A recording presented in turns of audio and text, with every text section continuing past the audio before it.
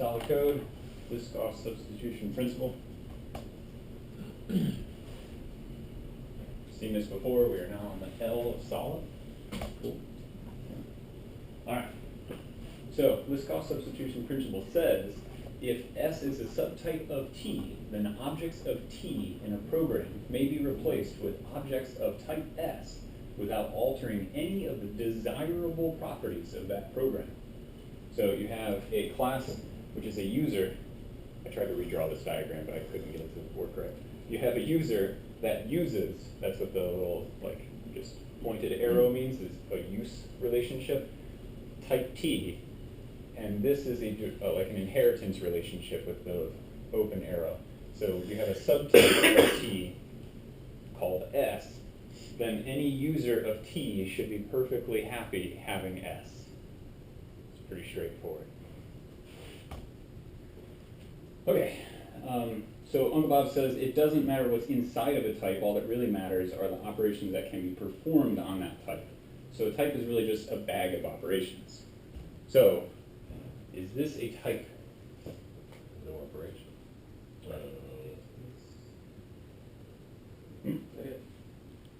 Why is it a type? Because you can assign values to extra so that's an operation. It has no methods, I don't think it's a type. Yeah, okay, it's a data structure, not a type. Just trying to like clarify that like point that you have to have some behavior of the type, like non-assignment type behavior to have some non-intrinsic right compiler provided. Yeah, so this is just like a pod structure of data. There's nothing special about it. Basically, it didn't tell us in shots that you were putting in an interface. Yeah, that would be one heuristic.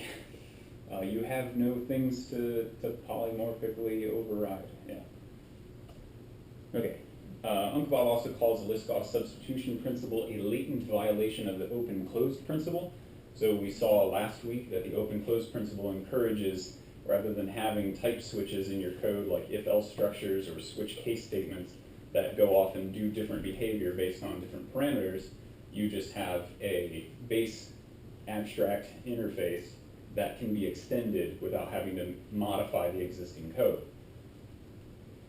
If you violate the Liskov substitution principle, that is a hint that you've also violated the open-close principle because you're no longer open to extension like you were hoping for.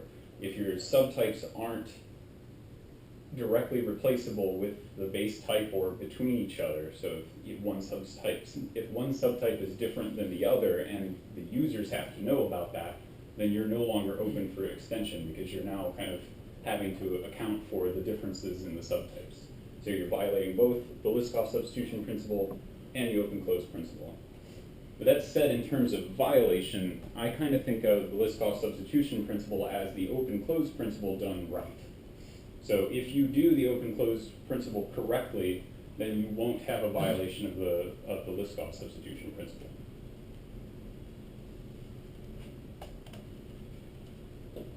Okay, so the Liskov substitution principle is basically saying, and I may have already recapped this, that all subtypes of a type should do what the user expects. So should do what the user would expect. What does that mean? Depends on the user. Exactly. So it depends on what the user wants out of the type, or in a more like engineering sense, what the requirement specification of that behavior the class is implementing is defined as. So whatever the requirement says it should do kind of says how this class of things should behave. But there are rules behind how to define subtypes of a type. So the user expects a certain behavior out of that subtype, and that means we are constrained in how we provide our subtypes. So one of the constraints is that subtypes cannot strengthen the base type's preconditions. Otherwise, then you violate the Liskov principle. I mean, Yeah. You can't strengthen it, but you can extend it, right? Okay, well, so what do we think it means to strengthen a precondition? No, that's my question. Does it mean, can you extend a type's preconditions? So a subtype can do all the old, it's backwards compatible essentially. You can, what do you mean by extension? Into some area that isn't dealt with by the base class. You know, some additional precondition. Okay. I mean, some, in a different domain Yes. realm or something. Right. But you're not affecting how the subtype behaves in relation to the base type, but in some other aspect, but that seems a little. No, okay, that's worded very well. So the idea is that a subtype can be a superset of the base behavior. Mhm. And so it can have, so the idea of preconditions is basically that this type cannot be used unless these conditions are satisfied ahead of time, right? Okay. So you can't say that, okay, but this subtype can only be called with these other stronger preconditions, because that now means that there are a whole set of conditions that the base type can be used in, and a smaller set of preconditions that the subtype can be used in, and that would be strengthening the set of preconditions. Right, you can't narrow the scope. Right. Okay. So all preconditions of the base type must be applicable to subtypes. You can't lose scope going down. Right. Okay, cool. But like, that's by definition what the Liskov substitution principle is. Yeah, I'm breaking down like the definition of what that kind of looks like when you're defining the types. So the next one is that subtypes can't weaken the post conditions. So what might that mean? As to what it provides, I mean, what it does, I mean, so you've got the base type and then methods on it, and then those methods do certain things that the user expects. Mhm. And now if you're weakening it, it sounds to me like you're saying, well, but this subtype doesn't have to do all of that. You know? So you're saying the subtype doesn't contain all of the behavior of the base type. It could contain all of the methods, but maybe they don't work the same. Right. Okay. Yeah. So a post condition of a function, what is that? What does that mean? Just ignoring this part, but what does a post condition of a function mean? The end state, I mean, what's the state of things after you perform the operation on Yeah. that? So it's a guarantee from the function of the state you should expect out of it at the end. So by not implementing a function, as long as the user expected something, or if the base type defined a post condition that was more than just nothing, then yeah, you're violating in a subtype if you don't implement that function. Something like removing the constants of something. Yeah, we'll get into that too. But yeah, so basically any time that the base type gives a post condition that this operation will ensure X, if that subtype doesn't satisfy that precondition or post condition, then it's not a valid subtype. And so you can't weaken the post conditions to say, well, in this case, that's not actually true. This subtype doesn't actually adhere to that post condition, because now any users of the base type are getting something back differently with this subtype versus another. So the first point is you can't change the conditions under which you enter the subtype, and this is saying you can't change the conditions under which the user gets things out of that subtype, either behavior or return values or something. When you're changing in certain directions, like you can't strengthen the preconditions, Right. and you can't weaken the post conditions. Right. Yeah, it's saying the same thing but from the different directions, so the weakening changes sense. Yeah, but Basically. does that imply that you could weaken the types of preconditions and Absolutely. strengthen the post conditions? Yeah, so you can definitely strengthen the post conditions, which means that you have additional things that are true while the base type's guarantees are still in play. So there might be some additional things that your class does because it is specialization, so ideally it does do things differently. So it won't have the exact same set of post conditions, but the post conditions it provide are weaker than the ones, that are stronger than the base types. So it provides more of them basically. But it doesn't ever violate any of the already established post conditions of the base type. Whereas with preconditions, you can weaken it, meaning that I can operate in additional situations than the base type. But if you're looking at me as the base type, all of its preconditions are still true. So just as like a really crude example, like a circle can have a series of base type, and you can pull out, the radius of the circle, and you can pull out the volume of the sphere, but you can't try and shove the volume of the sphere into the circle. We'll get to that. Okay, last point that kind of like lays out what this looks like. Subtypes can't invalidate the type invariance. So an invariant is basically saying that this internal condition is always true within the type. So any operation that you perform will always satisfy this invariant. So it's sort of, we talked about before entering the type, after exiting the type, but this is while we're like in the type, if we're still using functions on it or whatever, the certain invariants must always be true of the base type. That must also always be true of all subtypes. So you can't invalidate this structure. So if you had something like a vector, there shouldn't be a function that says that suddenly the container of items inside of it are invalid such that a future operation will no longer work the way it used to, that kind of thing. Any sub-vector types that you have that are specialized or whatever should always adhere to that same constraint, that the data is always valid despite some operations that might invalidate it if you didn't implement it right. Not sure if that's a great example, but I think I get it. Okay. Okay, so here is a rectangle interface. Cool. So you can get the width out of it, you can set the width, you can get the height, set the height, and you get the area. So we want to make a square. What should we do here?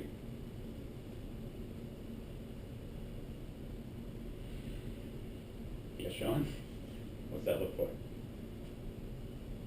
No reason. Okay. I mean, if you set the width, it has to also set the height so that it maintains its squareness. Right.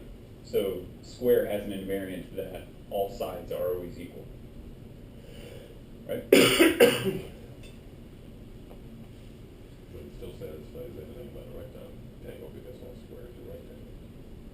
But we have this user code already before we made square. And we get a rectangle, the base interface, and then we capture the old height and width. Actually, I guess we don't. Oh, yeah. And then we set the width to just 5 more than what it was, and then we insert the fact that the height hasn't changed because we didn't change it. So is square a valid rectangle in this case? Not according to that code. Right. That code is going to assert. Yeah, so the assert will fail. And it was a reasonable expectation until we introduced the square type that if we change the width, the height won't change. So that was always valid for 15, 20 years or whatever since this code existed, but now we've gone in because of the open-close principle, we've made it possible to extend our application to in the future without changing existing code. But we've now violated the Liskov substitution principle because this square type is not substitutable for a rectangle. But that's an implementation detail. We shouldn't care about setting the width or height of the square. The square should know how it sets its own width or height. The square does, but the client has always known that when I set the width, the height doesn't change. I don't know that that's a flaw in the square so much as a flaw in this code. The assumption that the height doesn't change. Google Hiram's law. Yes. Would you like to? No, thank you. Okay. So I wasn't going to mention it, but since Sean brought it up, there's a thing called Hiram's law, which is defined by an engineer at Google. And he basically says that there is no such thing as a private implementation given enough users of a class, because they begin to depend on all of the subtly exposed external behavior of that type. So it may not be as obvious as this. You might not just have an assert to be like, I changed the width, the height better not change. It's another thing where you've either implicitly assumed that the height won't change, or there's some other piece of code that you call that now breaks because the height changed in the square when you didn't expect it to. So there's a lot of subtle contracts, and there can be explicit contracts in your code. But Hiram's law basically says that with enough users of a given type, all possible pre- and post conditions and invariants will be required to work properly. So the only way to extend such a system is to follow all of those implicit contracts, always. You can't extend it and just assume that, well, that's your fault, not mine, kind of thing. It is now, like we said before, the Liskov substitution principle is based on the users, not on what sort of thing we've defined here to be like, oh, well, mathematically I know that a square is a rectangle, so you're wrong. obviously this is like a textbook, like rectangles and Yeah. whatever example, but it gets more complicated in real life. So, since I said that, mathematically, a square is a rectangle, so what's the problem here, right? Like, squares can't have different length sides, so I don't know what to tell you, man. But, is this a square? Just like abstractly, is that structure declaration a square? It doesn't implement the requirement that a square has equal sides, the invariant of the sides being equal. Can I draw on this? Okay, even more abstractly. Is this piece of text here a geometric shape with equal sides? It's a piece of text. It's a piece of text. It represents a square, but it is not a square. It is It models the square. Right. a textual representation of the idea of the square. Right. So types in a programming language are just a way of representing the real world. They are not the real world. And so representatives of the real world don't share the same relationships as the things they represent. Like colors. Well, yeah, so one of the examples Uncle Bob gives is lawyers in a divorce hearing don't share the same relationship as the people getting divorced. They just represent them. So that kind of gets into this whole, we see square is a rectangle, and we've all been taught that means I should inherit. So square is a rectangle, therefore square inherits rectangle. But with the Liskov substitution principle in mind, we know that we're just representing a square, and to code it in this structure is wrong.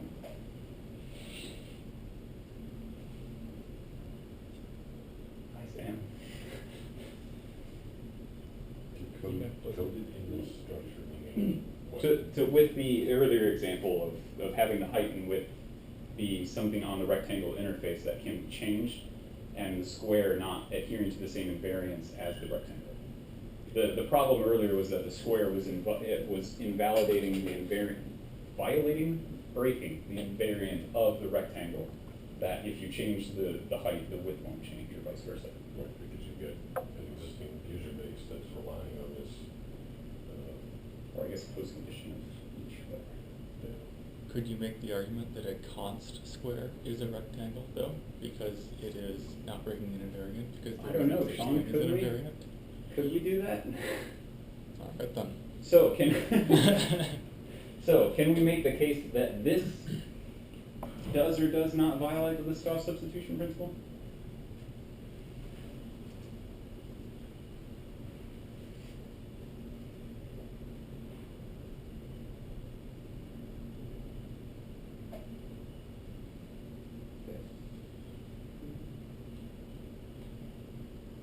Assuming the same usage earlier. Well, sort of. Similar usage earlier. Assume the same sort of example where it's being used. I didn't have time to make any usage example. But can you picture a use case where you're using square where it is not a valid rectangle, I guess? I'm just taking this and plugging it into the earlier example. You're saying. It was bad, I shouldn't have said that, I'm sorry. But that's why I used the question I just asked, because the earlier example used a set width, but that is no longer in the interface. So the interface is entirely const, it has no options for mutating the state. The square object itself can't mutate the state once it's constructed, and it's adhering to the const interface of rectangle map. So in this example of these two types, can you think of a way of using square that violates the idea of rectangle?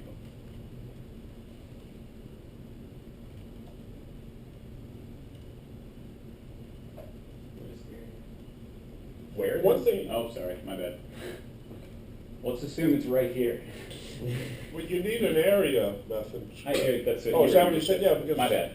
it's pure The virtual. compiler would have thought that. I just whipped this up. Yeah, my bad. So assume that that's also there and overridden. Okay. Also, there shouldn't be equal zeros there. My bad. I wondered about that too. Yeah, sorry. At some point you gotta actually implement the method. Yeah, I didn't actually compile this code. I just typed it up. So yes, no, is there a way to use this that's not a rectangle? Well, so effectively, all you can do is set width and height, and figure out and calculate area. Which you can't. Well, you because a can't- rectangle doesn't You can't have set the width or height. Yeah, You can get the width. Right. Yeah. There's no method for setting the width and height in that rectangle. All you Yeah. can do is during construction set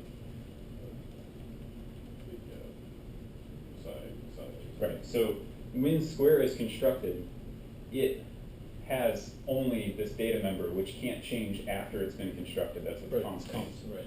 So it only can be assigned from the constructor, and after that, it just implements the width and height, one would assume, by returning the side length. It's perfectly valid invariant of the rectangle that we've established, that it just so happens that the width and height are the same, but that's a perfectly valid rectangle, and there's no options for mutating the rectangle in a way that would be invalid for square. So just by changing the way that rectangle is used, or rather how it's defined, we've changed the scope of what sort of types we can represent as subtypes of rectangle. So it's just kind of, I feel like, an important point to pay attention, especially if you're the one that is required to implement square, that you kind of have to pay attention to what the subtype you think, oh, well, the base type, okay, I've got a rectangle, great, I can just be a rectangle, squares are rectangles. But if in the old interface, you were violating the Liskov substitution principle by making the height and width always equal to each other whenever you set one at the other. But in here, it's perfectly valid, so you don't have to worry about it. But you can't substitute rectangle in place of square because it doesn't have any methods that actually do anything. You say that you can or can't. I mean, I can't use rectangle, it's a pure virtual interface. No, well, you can use rectangle. If someone gave you an instance of a rectangle, you can totally call with height or area. Just like in That's what I'm saying. in this example, we're just calling a function that gets a rectangle. You don't know what it is. And we saw last week, unfortunately you weren't here, but in last week we saw that you could have a function like that that is open for extension Mhm. to where now you're getting a different type of rectangle you've never seen before. Okay. But it should continue to behave the same way. Or like your use of it should not be invalid now. So same thing here.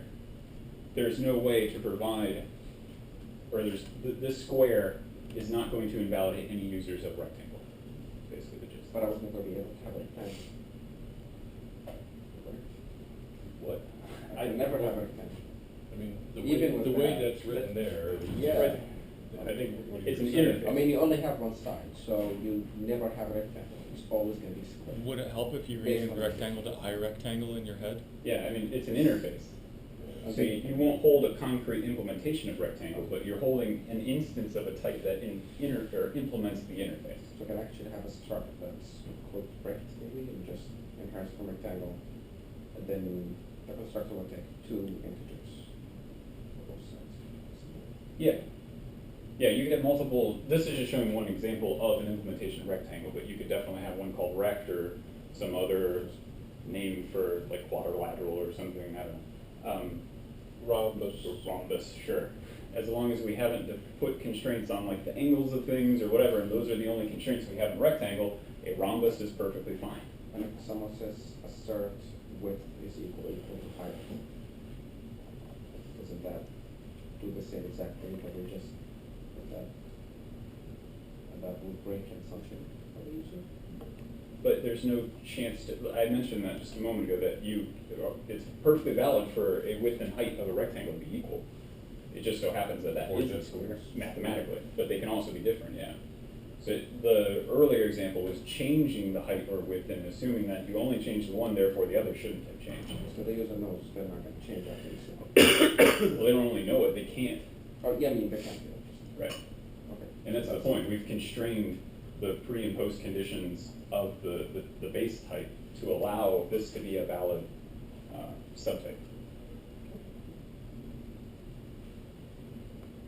And that's all I have. This one's pretty straightforward. It's basically like most people will probably already doing this correctly. The one other thing that I thought was kind of interesting was Sean and I were recently talking last week about contracts. Has anyone heard of contract-oriented programming or contract-based programming? In like Java and C# you have frameworks that can you specify in either attributes or in specially formatted comments to say what the pre and post conditions of a particular method of a class is. And you can generate code off of those, so that way at runtime, either only in debug mode or also in release mode, the type will always assert that those pre and post conditions are valid. So you can write them formally as pre and post conditions rather than having everything implicit, kind of like we've been talking about. And now at runtime, your application is always asserting the fact that those pre and post conditions are valid. It's kind of like a assert on steroids, because it's lifted kind of into the public interface of a type instead of hidden inside the implementation. Contract-oriented programming, or contracts, I guess, Mr. Sean, are in C++ 20 now? I have no clue. Okay, I think they They're got really accepted. talking about them. Yeah. And it scares me. Anyway, I'm pretty sure that they're on track to be adopted into C++ 20 as attributes that go above the class declaration. And then you'd be able to, the compiler could decide, and you probably will get compiler options on how to either do that only in debug mode versus release, or how you're going to get either an exception or just some sort of dialogue or something. But the interesting thing about doing contract-based programming is that you have those formal declarations, and now you can specify them on abstract base types.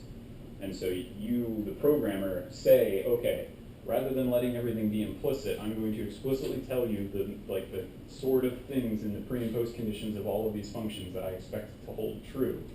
And then now the whole framework or system will basically make sure that all subtypes follow the Liskov substitution principle. So it's a way of codifying that you're following this.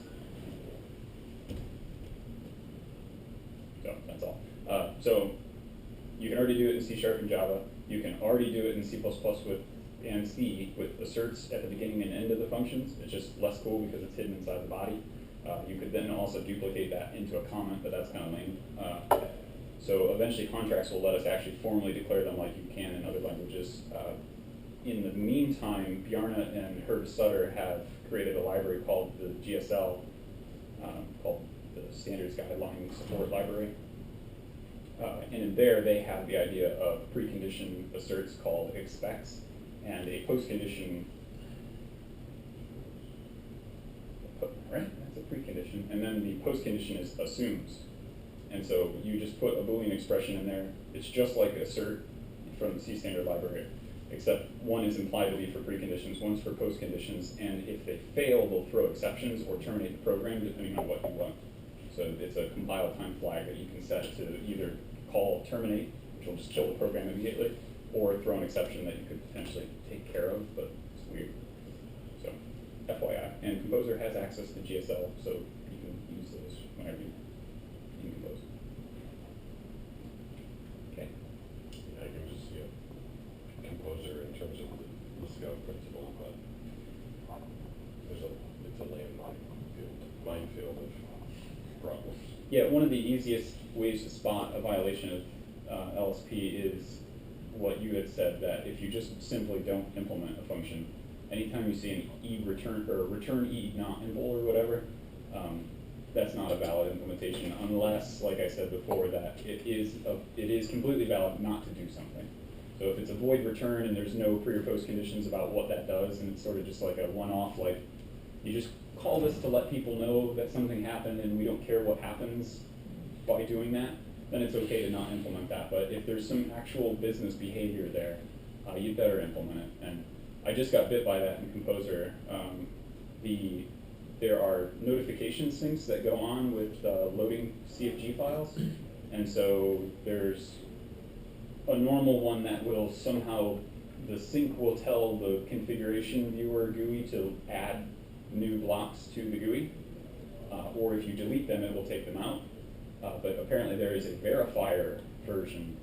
When we're running the verify between two configurations, there is a whole separate implementation of that interface for when blocks are added or removed or some other things. The verify just not impls the add and delete. So it never well, maybe it's just the delete. But it never expected that while we're doing a verify, blocks would get deleted. but because of the whole like swapping out thing I was doing with the CFCs, where we would load the black box first, and then once we had enough information, delete that one and replace it with the correct one, it blew up, and I couldn't figure out why at first. Luckily, it didn't take too long, but the correct implementation was to just not do anything with the delete because we're not responsible for rendering. So rather than saying it's not implemented and throwing an error, we just need to say that, okay, we did it by not doing anything. So that prevents the LSP violation because the assumption has always just been that I need to fire off this notification and you're going to do something with it. I don't care what that result is. So the pre and post conditions were very weak, but the one post condition was that it won't crash when I call this function, and they violated that. So one small example. So would you say that almost every use of dynamic cast is a violation of the Liskov substitution principle? No, that's a violation of the open-close principle, Okay. I would say. But every violation of the open-close principle? Every Liskov substitution principle Doesn't go that violation way? is a latent Okay. open-close principle, Okay. but not all So it goes that open-close way. principles. Yeah. Basically, if you violate the open-close principle, you're not even at the point where you can start talking about the Liskov substitution principle, if that makes sense. Okay. At least in my quickly thought-out response to your answer. I could be wrong. Sam's nodding, so I must be